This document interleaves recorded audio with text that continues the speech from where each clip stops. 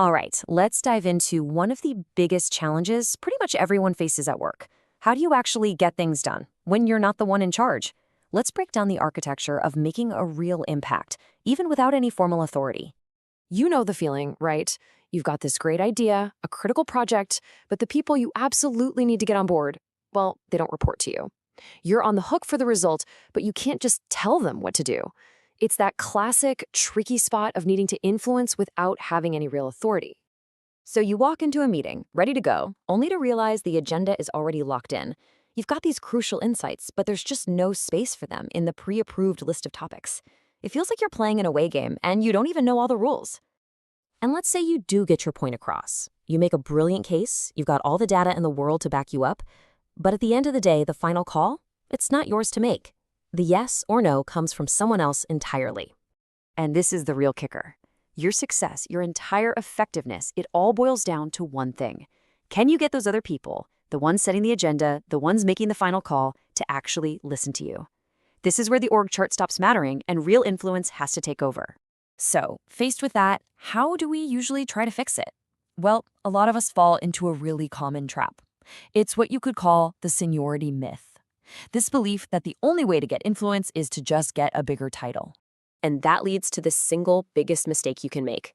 Just waiting for permission, waiting for that promotion, assuming that influence will just magically be handed to you along with a new job title. But it's a totally passive approach, and it just doesn't work. Influence isn't something you're given. It's something you have to go out and build. This really gets to a super important difference we need to understand. Think about it. Authority is granted by your title. It's top down. But influence, that's earned by your actions. Authority is based on seniority. Influence is based on how useful you are. Authority needs permission, but real influence is something you build up long before any big decision ever hits the table. Okay, so if waiting for a promotion is the wrong move, what's the alternative? How do you actually do it? Let's get into the real blueprint, the actual architecture for building influence right where you are. Now, this is crucial. At its core, influence isn't about being the loudest person in the room. It's not about having the fanciest title. It's about being known as the person who just gets it, the one who really understands how all the pieces actually fit together. And that understanding really stands on three pillars. First, you've got to know the system. I'm not talking about the official org chart. I mean the informal networks, the way things really get done. Second, you have to understand the risks. You're the person who can see around the corners and spot the hidden problems others might miss. And third, you have to grasp the constraints, the real-world limits on time, on budget, on people. That's the reality every decision lives in. And this leads to a pretty wild idea, one that's kind of counterintuitive. We all assume influence flows from the center, from the top of the pyramid down. But a lot of the time, the most influential people aren't at the center at all. They're on the edges, connecting the dots. So what do these people on the edges actually do? Well, they connect different groups who wouldn't normally talk to each other. They're translators, taking really complex, messy situations and making them simple and clear for everyone. And maybe most importantly, they reduce uncertainty for the decision makers. They make a big, scary decision feel a whole lot safer. Okay, so this all sounds good, but how do you put it into practice? It really all starts with a huge shift in your mindset, in what your goal is, getting away from a really common trap and moving towards something way more powerful.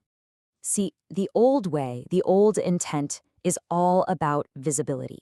You go into a situation trying to be impressive. You're basically performing for an audience, trying to get introduced to important people.